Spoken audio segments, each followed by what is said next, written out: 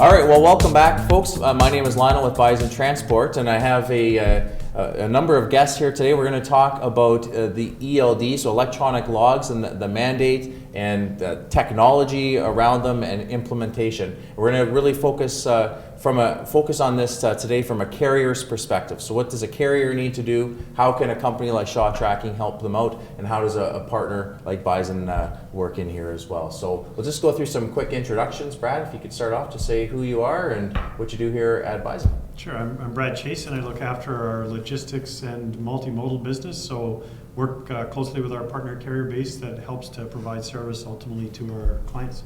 Okay, thank you, Brad. And Steve. Steve Atnikov. I've been with Shaw Tracking for 21 years, look after major account sales across Western Canada. Been working with Bison Transport for 16 years. Okay, great. Mike? I'm Mike Ludwig. I'm the Chief Administrative Officer here at Bison. Get involved in a variety of different things, but including the implementation of our electronic logging devices and the technology that's in the cab of our trucks. Okay, great. Thank you, Mike, and welcome, Steve. We appreciate you representing Shaw Tracking today and spending some time with us on this important topic here. So I've been with Bison, it hasn't been 21 years, but almost 5 years now, and I know when I first started, I heard about the ELD mandate, and it was quite a contentious topic. I work quite closely with our driver recruiting team, and we had often have drivers call and find out that we were already ELD compliant, and they promptly would hang up the phone, and they're either working somewhere else or not in the industry, most likely. But it has been quite a contentious topic over the few years here. But I really want to talk about, first of all, where do we feel the industry is in terms of readiness right now? So from Bison's perspective and also Shaw Tracking's, and we'll start with you, Steve, but what do you see in terms of the carriers that you're dealing with right now?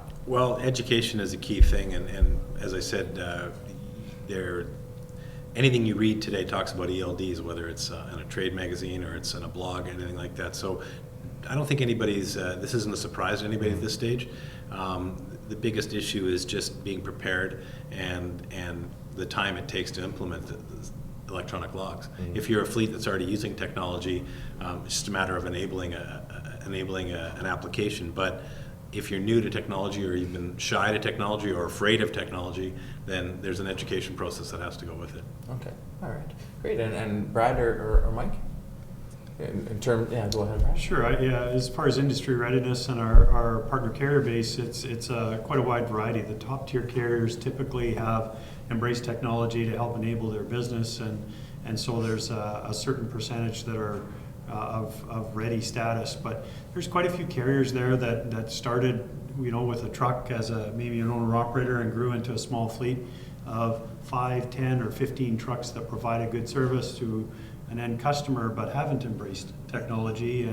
And right now there's a number of them that are confused with just believing that it actually is a reality come the time that we have ELD mandate in front of us, as well as where do I go to get help, and how does this work for my business? There's some confusion and a number of carriers out there that still aren't close to ready. Okay, and it seems like there's a number that have reached out to us, to be able to help them in the processes, right? There are. That's right. Yeah, and that was one of the main purposes of getting together like this, for this video, is to be able to help provide some education and point out where they can go. Steve, you have something? Yeah, it's I fully agree with what Brad said. It's generally the smaller carriers that are the late adopters at this stage, or people that were not implementing technology in an early phase of their start of their companies. The major carriers across Canada, the top 100 fleets, we're talking about smaller fleets here that are still late to adopt technology. Okay, all right, very good.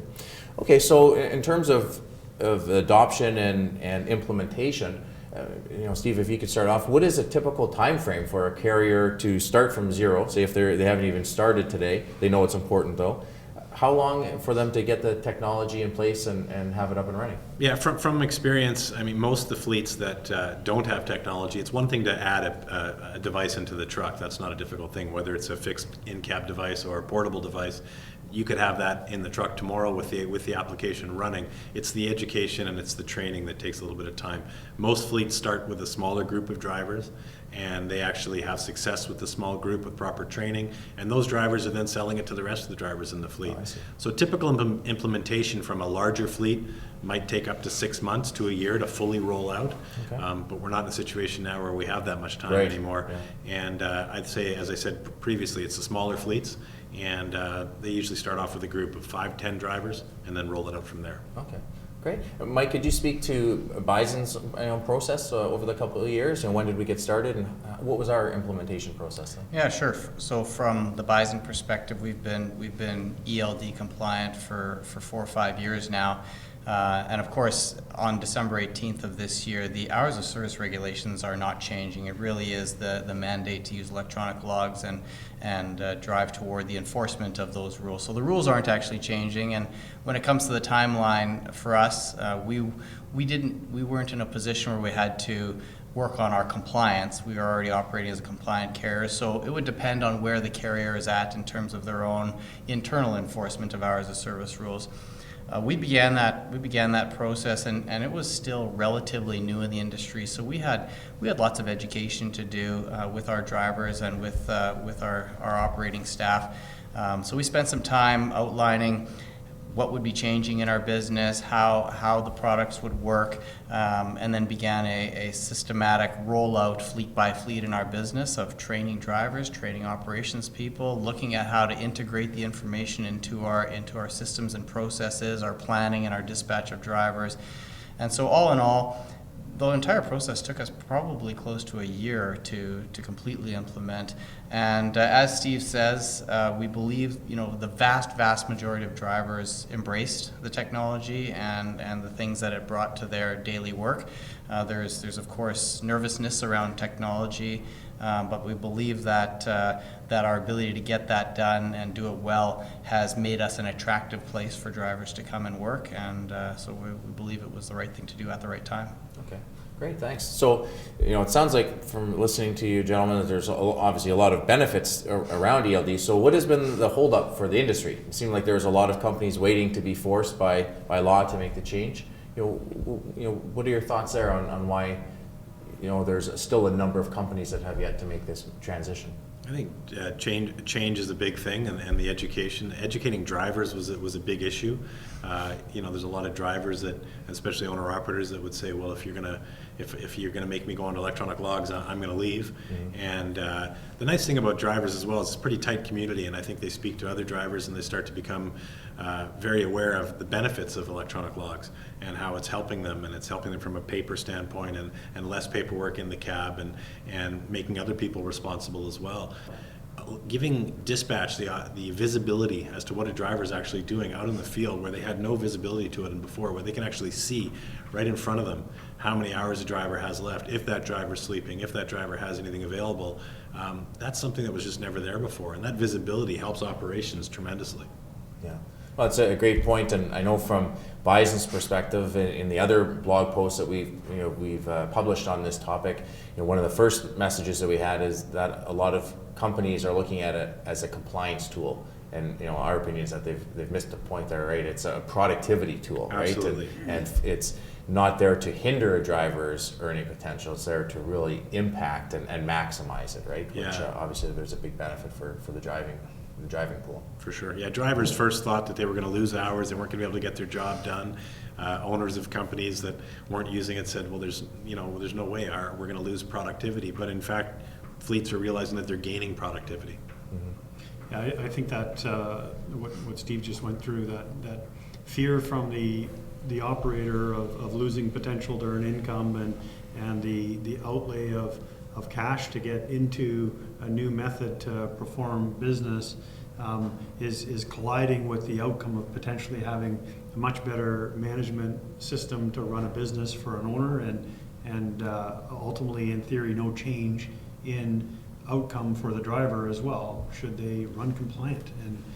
And those that have converted really don't hear many, or I would say, I'm not sure I've heard a fleet say, I've lost productivity, or I don't like having an electronic means to help manage my business. So as those embrace the step in their business to become ELD compliant, I think the same outcome will happen company after company. It's just getting beyond that. I need to take the time. I need to put together the plan like Mike described that the Bison went through at one point, and the outcome is, in the end, right for the business and will be right for the driver. Okay, thank you, Brad.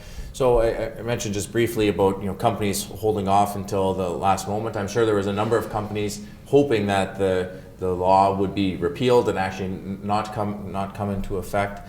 It's pretty unlikely at this point that that's going to happen. Is there any thoughts on what will actually happen come December when this new mandate comes into effect?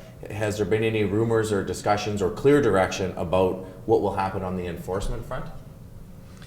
Well, we've asked that question ourselves and continue to try to make sure that we're as educated as possible on what's happening. And there's still validation and clarification to be done along the way before that date. But we were recently at a conference that was talking deliberately about this topic, and there was a representative there from Federal Motor Carrier Safety Association. And when asked that question, what's going to happen on December the 19th of this year, he shared the story that said that they would be educating their enforcement officers to treat the lack of an electronic logging device as an out of service situation. So he went on to talk a little bit about how to bridge through that week of the changeover on December 18th from potentially manual to electronic logs, but he was quite clear about the fact that this would be treated just like any other hours of service violation. He also went on to say that the hours of service rules are not changing that date, that this is just a compliance enforcement. And so fleets like ours, we're excited about the leveling of that playing field and that the same regulations will apply to everyone. Carriers, maybe willingly or not willingly, and we assume in lots of situations, they're either being forced by geography or by shipper or by commodity to stretch those hours of service rules.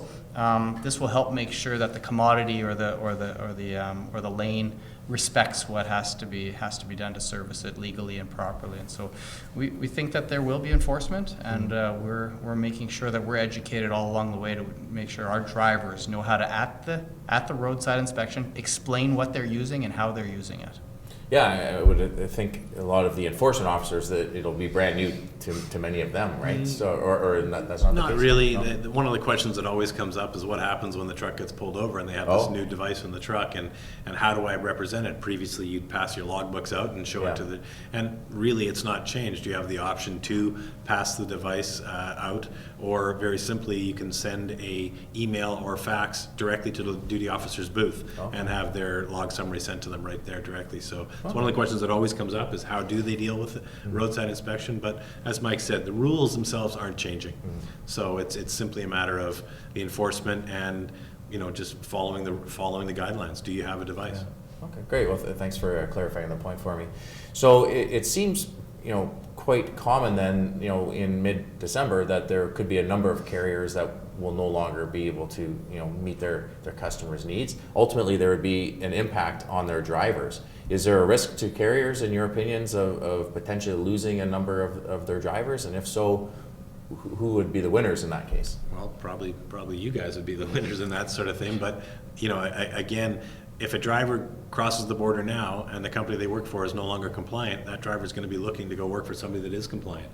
And that's an issue. Or they're going to stay in Canada only and have to change the way they've been doing their business. And it's an aging workforce, and they're pretty set on the way they do things. So I think that they're going to look to go to a fleet that's compliant.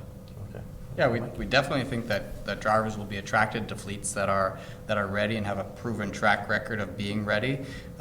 Beyond that, we have an important and very qualified carrier base that we're working with every day to service our freight and look like our Tier 1 service to our customer. We're encouraged by their willingness to get involved in this, but we recognize that there's still some work to do, and we'd love to be helping them out, talking about what we've learned, and giving them feedback on how to make progress there so that they're able to retain their drivers. But we do feel like those fleets that are ready and proven to be ready will be attractive to drivers, and those are the guys that are going to be able to hold on to them. Thanks, Mike. That's actually a great segue to my final topic I wanted to have you gentlemen walk me through. And if someone is watching this video and they're a carrier, they're obviously interested in ELDs and looking to make a change, especially if they've made it to this point of the video. They're pretty committed to learning more about what they can do. So, assuming we have a carrier watching this video and they are really serious now about making that next step into being ELD compliant, what can they do? How can Shaw Tracking and Bison help out that carrier? Sure, maybe I'll start with that one. We're reaching out to our carriers to help them where they're not compliant. So if our carrier is compliant, we want to make sure that we understand what capacity we have to, as Mike described, service our customer with that top tier type service to the business. At the same time, we have a number of carriers that aren't ready or going through some of these questions themselves, and our job as a partner in business is to help them be enabled to not only look after our customers' freight, but have a mutual benefit. And that, with our experience in going through the start and implementation and now 5 years of compliance with this type of product, gives us a little bit of capability to help our partner carriers out. So we're also working closely with Shaw, and we're going through with our closest carriers a support program to say, here's a vendor that's been a great business partner to us. Here's our experience with that product, and trying to make that connection to support and enable these folks to become at the ready for December 19th to serve business. Great, thank you, Brad. And we're working with the carriers that Bison is referring along to us with our team to demonstrate the different options they have for an ELD compliant device, whether it's an in-cab fixed device or whether it's a device running on a smartphone or a tablet, and giving them options. And one of the hesitations right from the beginning is always the cost of the device, and so we're working with them to show them that there are options. They're cost-effective options, and once they look past just the cost of the initial upfront of what a device is, it's really the ongoing benefits that they're going to find for operations can easily erase that one-time fee up front.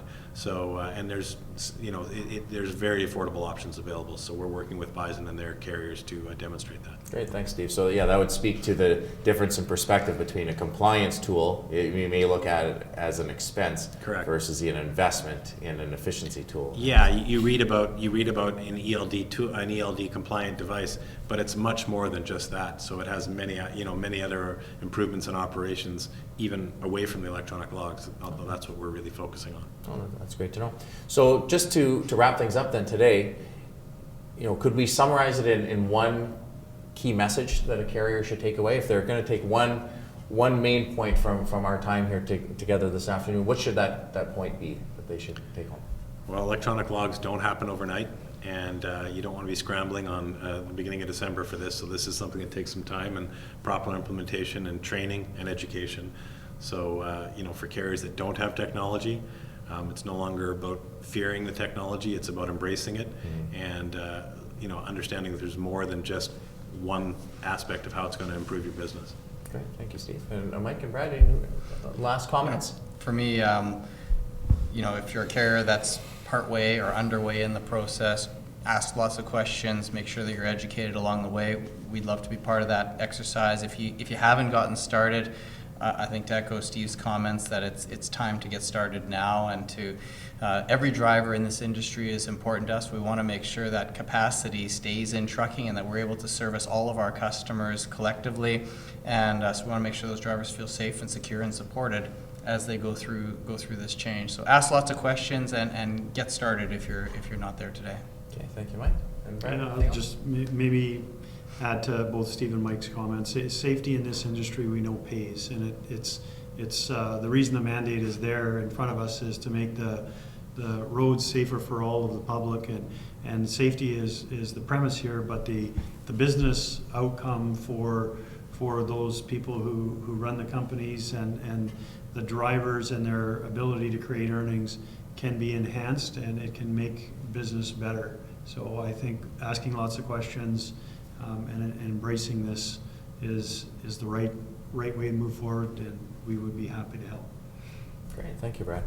Okay, well, and thank you to everyone that has taken the time out of their day to be able to watch this presentation about ELDs from a carrier's perspective here. What you'll notice on this page, actually, there is a form if you are interested in finding out more about what Bison can do to help your business, and also how Shaw's product can help you out. Just please fill out your name and email and press send, and we'll have someone get in contact with you right away. Thank you again for taking time out of your day today, and thank you to Brad, Steve, and Mike. I appreciate all of you sharing your expertise on this very important topic, and it's been quite timely being late March. December's going to be here in no time, so thank you very much.